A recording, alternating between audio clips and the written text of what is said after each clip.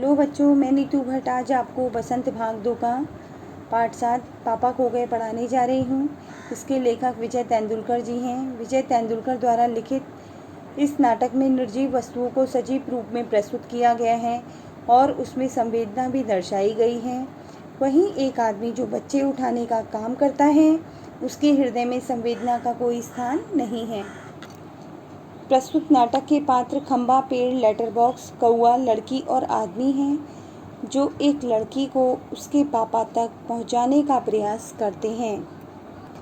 समुद्र के सामने एक फुटपाथ पर एक बिजली का खंबा, एक पेड़ और एक लेटर बॉक्स है। वहीं एक दीवार पर एक सिनेमा का पोस्टर लगा है जिस पर नृत्य की भंगिमा में एक औरत की आकृति है। पेड़ सबसे पहले वहां खड़ा है, बाद में खंबा, लेटर बॉक्स और पोस्टर उस स्थान पर लगाए गए हैं।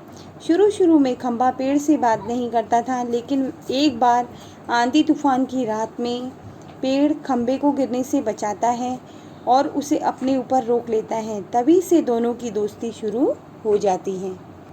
नाटक की घटनाएं एक सड़क पर घटती हैं।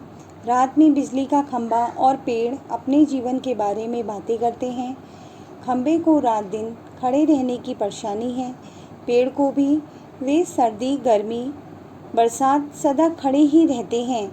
उन्हें आंधी तूफान झेलना पड़ता है। तभी लेटर बॉक्स, जिसे लालताऊ भी कहते हैं, उनकी बातचीत में शामिल हो जाता है। वह कुछ पत्र निकालकर पढ़ने लगता है।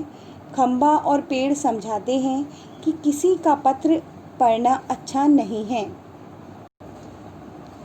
जिसे लिखा गया हो उसे ही पढ़ना चाहिए। तभी एक गुंडा बदमाश आदमी आता है। यह एक छोटी सी प्यारी सी लड़की को उठाकर लाया है।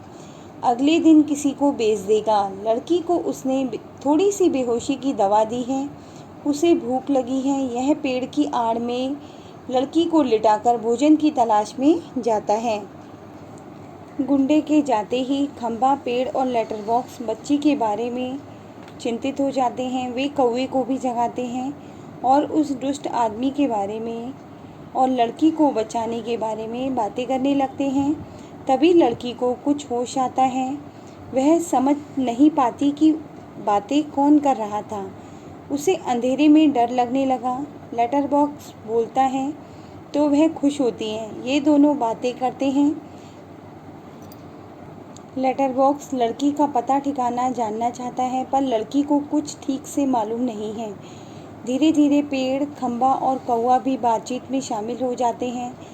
अब लड़की को डर नहीं लगता। वह सबके साथ खेलने लगती है।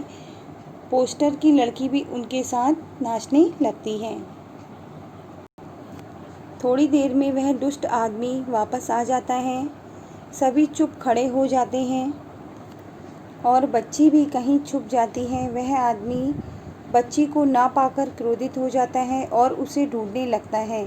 पेड़, खंबा और लेटर बॉक्स अपनी जगह से खिसककर बच्ची को छिपाने का प्रयास करते हैं। अचानक कौआ भूत भूत चिल्लाने लगता है।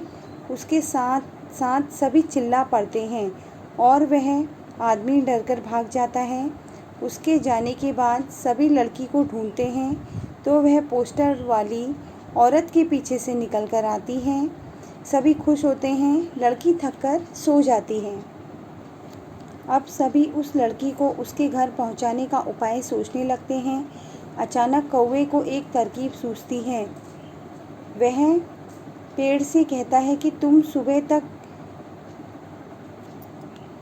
लड़की के ऊपर छाया किए रहे, जिससे वह देर तक सोती रहेगी। और खंबे से कहता है कि वह थोड़ा झुककर पेड़ पर टिककर खड़ा रहे। इससे लोगों को लगेगा कि यहाँ एक्सीडेंट हो गया है। वे पुलिस को बुलाएंगे। पुलिस लड़की को देखेगी और उससे घर का पता मालूम कर उसे वहाँ पहुँचा देगी। लेटर बॉक्स कहता है कि यदि इतना करने पर भी कोई ना आया तो क्या होगा। तब कौआ उससे कहता है कि लाल ताऊ, तुम तो पढ़े लिखे हो, तुम्हें कुछ करना होगा। सुबह होते ही सभी देखते हैं कि पेड़ झुककर लड़की पर छाया किए हुए हैं।